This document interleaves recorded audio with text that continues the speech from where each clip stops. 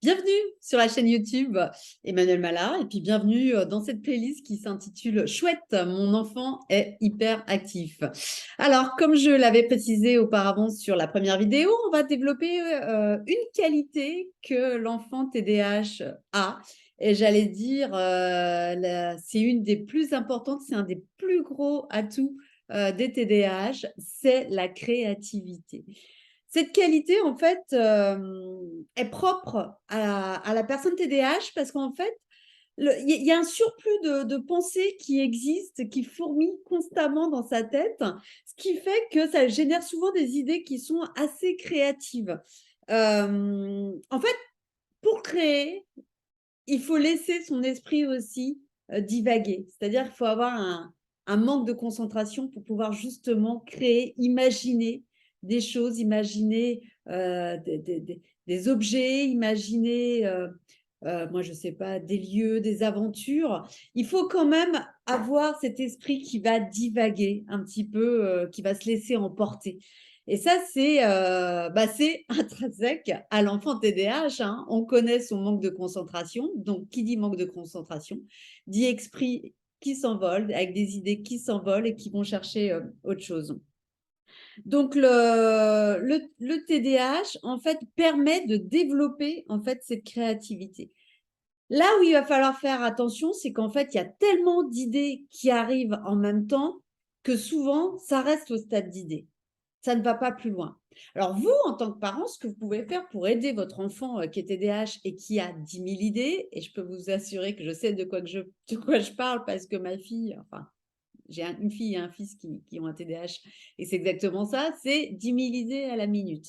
Par contre, ça se concrétise pas souvent. Donc, ce qu'il va falloir faire, c'est vraiment accompagner l'enfant à noter ses idées, à les visualiser, alors soit par des dessins, soit par une écriture, soit par des captures d'écran, si c'est quelque chose qui l'intéresse, pour vraiment avancer dans la concrétisation.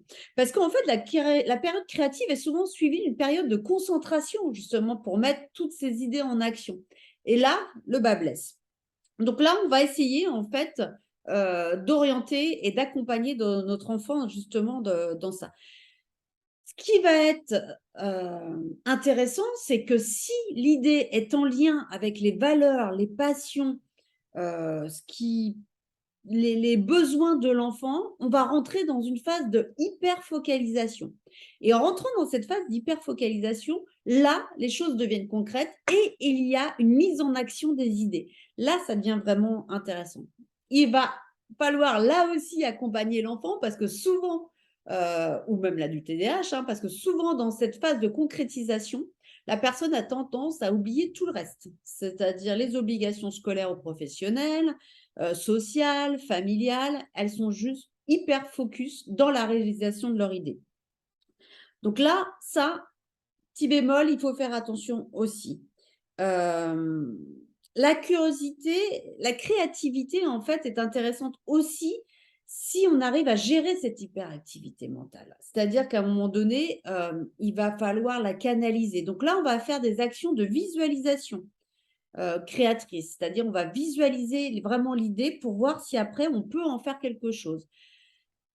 On va noter tout de suite quelle est l'idée pour pouvoir après y revenir. Et si plus tard on revient avec l'enfant dessus, il y a toujours cette même volonté de creuser cette idée correspond à ses valeurs, ses envies, ses besoins, là on va arriver à la concrétisation de l'idée.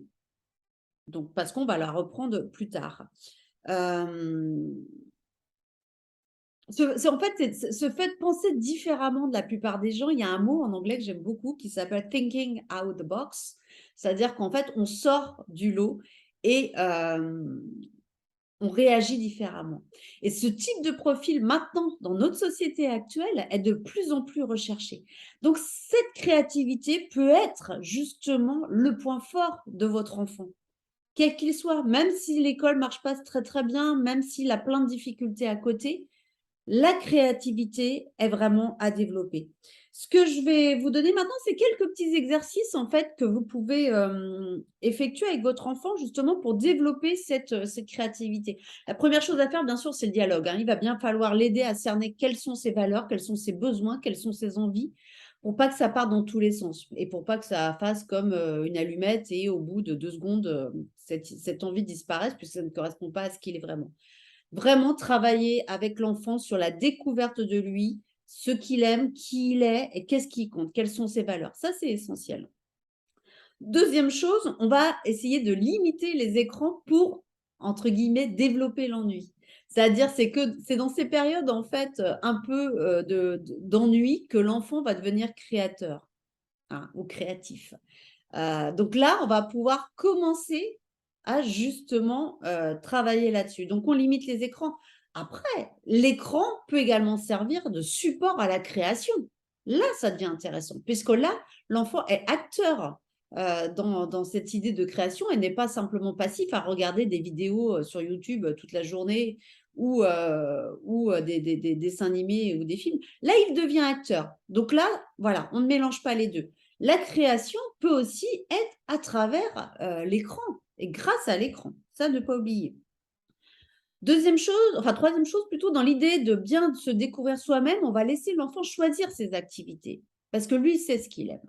Donc si vous voulez absolument le mettre à la musique, conservatoire au solfège et lui son truc, c'est le foot, ça ne marchera jamais. Vous ne pourrez pas du tout, en fait, l'inciter à aller là-dedans. Donc pour qu'il devienne créatif, on est d'accord, on détermine ses envies et ses envies, on le laisse choisir ses activités. Ça, c'est une chose. Bah, on peut l'aider également, une autre idée, à explorer ses 5 sens.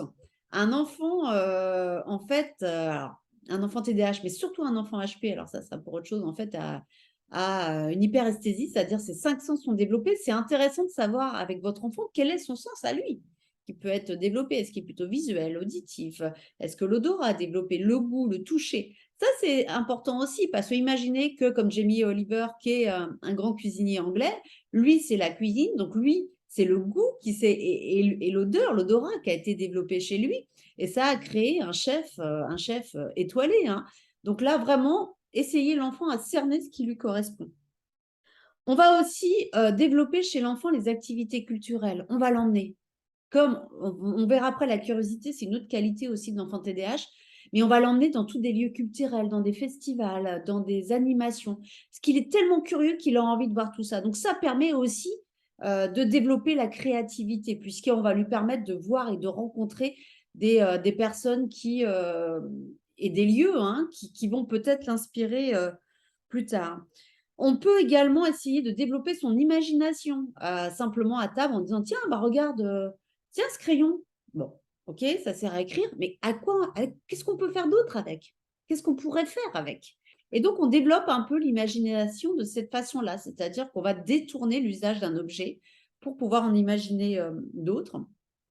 On peut également, lire des histoires, hein, ça, ou faire lire, ou lire soi-même des histoires parce que alors là, c'est propice à tout l'imaginaire, hein, donc là, on tombe également dans la créativité.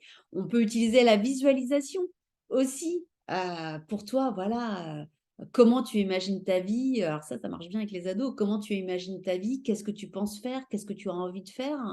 Et souvent là, quand on a des enfants qui sont un peu plus manuels, moi, je vois avec mon fils, ça marche très bien. J'en ai un qui fait de la mécanique, qui est passionné de mécanique, mais vraiment passionné depuis toujours et qui a un TDAH, hein. Et ben lui, c'est la mécanique. Mais c'est quoi la voiture de tes rêves? Comment tu l'imagines? Qu'est-ce que tu veux créer? Parce que bien sûr, à un moment donné, ils ont envie de créer leur propre voiture. Donc là, ça peut être intéressant. La visualisation peut être quelque chose d'intéressant.